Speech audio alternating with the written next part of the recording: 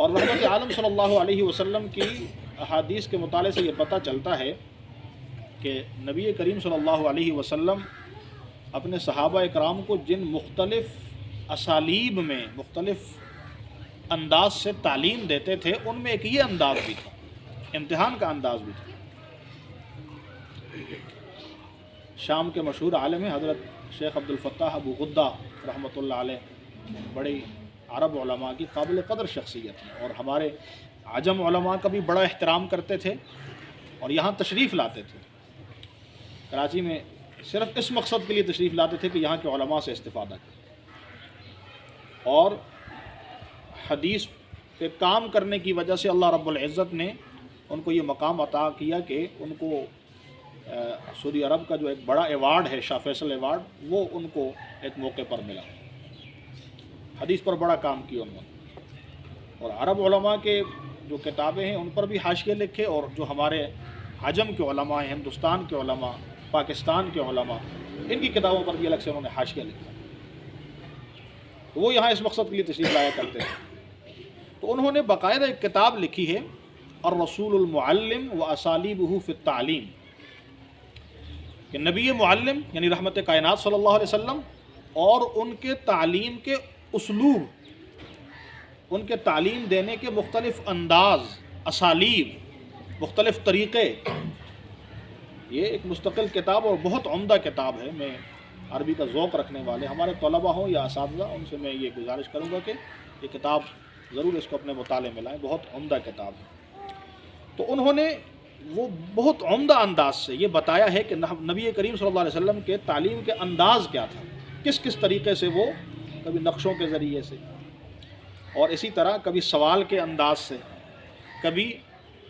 مختلف مثالیں پیش کر کے نبی کریم صلی اللہ علیہ وسلم ان کو تعلیم دیتے تھے۔ اور انہی میں سے ایک رحمت عالم صلی اللہ علیہ وسلم کا تعلیم کا یہ طریقہ تھا کہ وہ کبھی کبھار اپنے اصحاب کی مجلس میں ان کے سامنے کوئی پہیلی بجواتے تھے، جس کو آپ امتحانی کہہ سکتے ہیں۔ چنانچہ امام بخاری رحمۃ اللہ علیہ نے ایک مشہور حدیث ہے حضرت عبداللہ بن عمر رضی اللہ تعالیٰ عنہ کی، اس پر عنوان ہی قائم کیا کہ طرح الامام المسألۃ علی اصحابہ لیختبر ما عندہم من العلم، کہ امام کا، استاذ کا، واعظ کا اپنے دوستوں کے سامنے کچھ ایسا مسئلہ رکھنا، کوئی پہیلی رکھنا، کوئی بات رکھنا، تاکہ وہ جانچے کہ میرے یہ جو ساتھی ہیں، میرے یہ جو شاگرد ہیں، یہ کتنے پانی میں ہیں۔ لیختبر ما عندہم من العلم، اور اس کے تحت وہ مشہور حدیث ذکر کی حضرت عبداللہ بن عمر رضی اللہ تعالیٰ عنہ کی، کہ نبی کریم صلی اللہ علیہ وسلم ایک دفعہ اپنے اصحاب کی مجلس میں تشریف فرما تھے، تو فرمایا کہ اچھا مجھے بتاؤ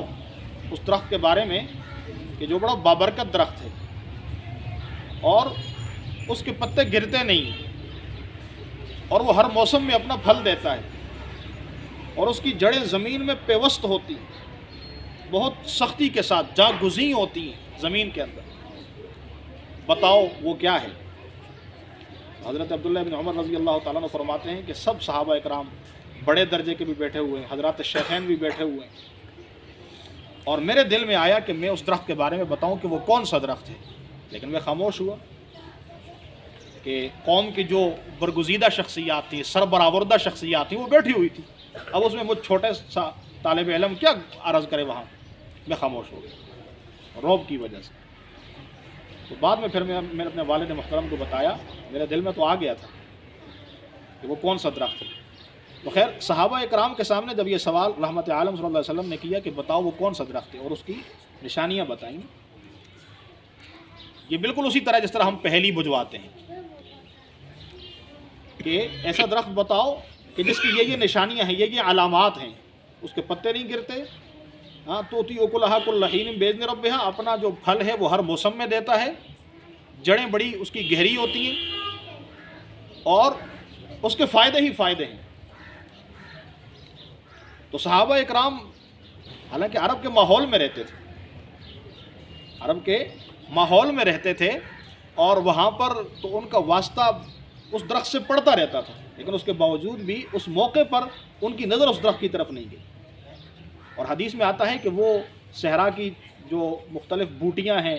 جنگلی بوٹیاں، اور اسی طرح جو مختلف جنگلوں کے اندر درخت ہوتے اس کی طرف اپنے ذہن کو لے جانے لگے کہ شاید وہ ہو، شاید وہ درخت ہو۔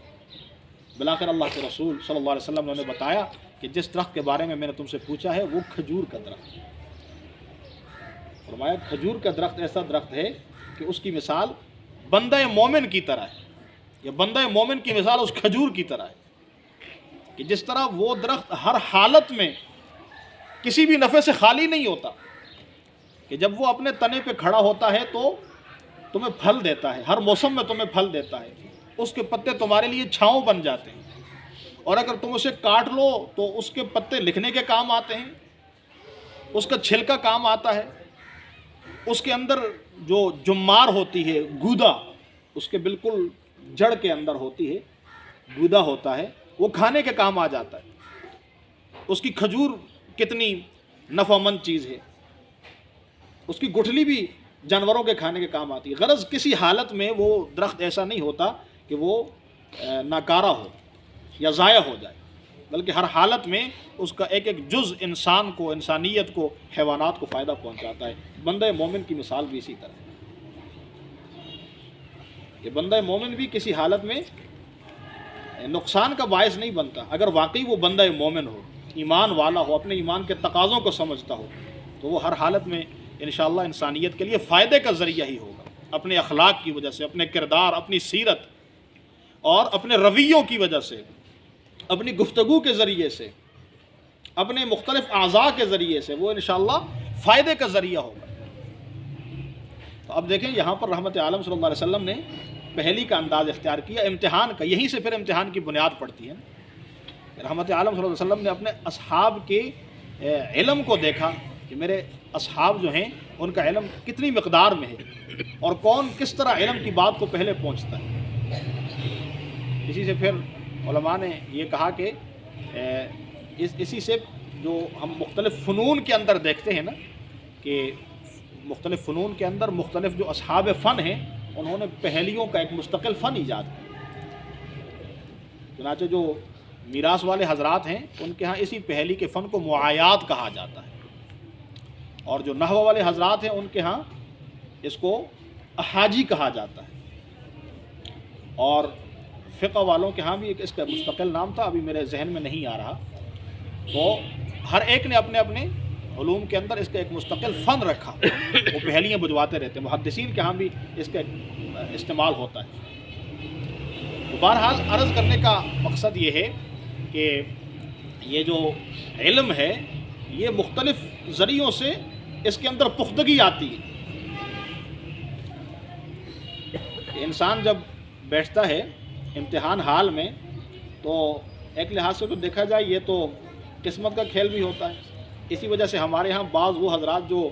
ذرا حساس ہوتے ہیں نا اور امتحان کو اتنی اہمیت نہیں دیتے، یعنی وہ ہوتے باصلاحیت، پڑھنے لکھنے والے بھی ہوتے ہیں، لیکن ان کے ذہن میں یہ سوال آتا ہے کہ بھائی یہ امتحان تو بڑی عجیب و غریب چیز ہے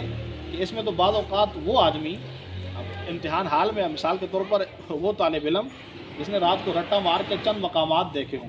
اور صبح پرچے کے اندر قسمت سے وہی چیزیں آئی ہوئی ہوں تو اس کی تو باچیں کھل جاتی ہیں۔ ہاں وہ کہتا ہو ایک دوسرے کا اشارہ کرتے ہیں، یہ تو راتی وہی جڑا پڑے سوئی آئے۔ ہاں ہو جاتا ہے نا، کبھی تکا بھی لگ جاتا ہے، اور ہمارے ہاں تو بالعموم وفاق کے پرچوں میں بھی اسی طرح ہوتا ہے۔ وہ اللہ بھلا کرے کچھ لوگوں کا، انہوں نے بس کچھ پرچے مرتب کیے ہوئے ہیں اور ہمارے حضرات ان پرچوں سے تیاری کر لیتے ہیں، اور کبھی اس میں تکا بھی ٹھیک جگہ پہ لگ جاتا ہے اور وہ پھر خوش ہو جاتے ہیں اور ان کے ذہن میں فوراً وہ 100/100 ناچنے لگ جاتا ہے کہ بھائی ابھی تو ہمیں انشاءاللہ اچھے خاصے نمبر ملیں گے۔ اور اس کے مقابلے میں بعض اوقات باصلاحیت طالب علم جو پڑھتا رہتا ہے، ہاں وہ امتحان کے موقع پر نہیں بلکہ ہمیشہ پڑھتا رہتا ہے، لیکن وہ جو پرچے کے اندر مختلف مقامات آئے ہوئے ہوتے ہیں وہ چونکہ اس نے 2-3 ہفتے پہلے پڑھے ہوتے ہیں اور شاید امتحان کی رات کو مطالعہ نہیں کیا ہوتا تو وہ بیچارہ پریشان ہو جاتا ہے، کیونکہ وہ اس کی ساری معلومات شاید اسے اتنی ازبر نہیں ہوتی جتنا اس رٹا مارنے والے کو ازبر ہوتی، تو وہ بیچارہ پھر اس کے اوپر ایک شوق کا سما ہوتا ہے اور وہ سوچنے لگ جاتا ہے اتنی پڑھائی کے بعد بھی شاید مجھے 0/100 ملے۔ تو یہ دیکھا جائے تو بظاہر یہ قسمت کا کھیل بھی ہے، لیکن یہ حقیقت ہے میرے محترم دوستو کہ قسمت تو ٹھیک ہے وہ تو اللہ رب العزت کا فیصلہ ہے، تقدیر کا فیصلہ ہے، لیکن یہ حقیقت ہے کہ انسان اگر محنت کرے اور وہ محنت صحیح رخ پہ ہو، صحیح طریقے سے ہو،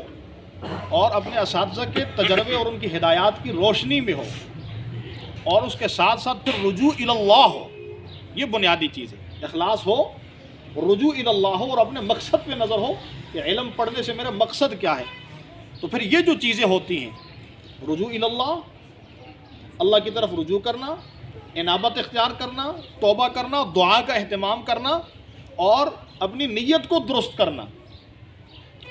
اور امتحان سے پہلے کچھ اوراد، وظائف، صلاۃ حاجت، ان چیزوں کا اہتمام کرنا. پھر یاد رکھو اللہ رب العزت پھر تقدیر کو بھی اسی طرف پھیرتا ہے. اس لیے طالب علم کبھی بھی اس کو اس انداز سے نہ لیں کہ بھئی یہ تو قسمت کا کھیل ہے، نہیں، بلکہ اس کے اندر یہ چیزیں بطور خاص اہمیت کی حامل ہیں کہ آپ نے اپنے اساتذہ کی خدمت میں بیٹھ کر کیا کچھ پڑھا، اور جو وہ سبق آپ کو پڑھاتے تھے اس موقع پر آپ کتنے حاضر باش تھے، اور آپ نے اپنی جو حاضری ہے اس کو کتنا برقرار رکھا، کتنا مطالعے کا، کتنا تکرار کا اہتمام کیا. یہ چیزیں بہت اہمیت کی حامل ہوتی ہیں. تو جو اصل علم کا ذریعہ ہے وہ یہی ہے، یہی تعلیم و تعلم کا ماحول ہے. میں نے جو حدیث آپ حضرات کے سامنے پڑھی ہے کہ رحمت عالم صلی اللہ علیہ وسلم نے ارشاد فرمایا، یا ایھا الناس انما العلم بالتعلم والفقہ بالتفقہ،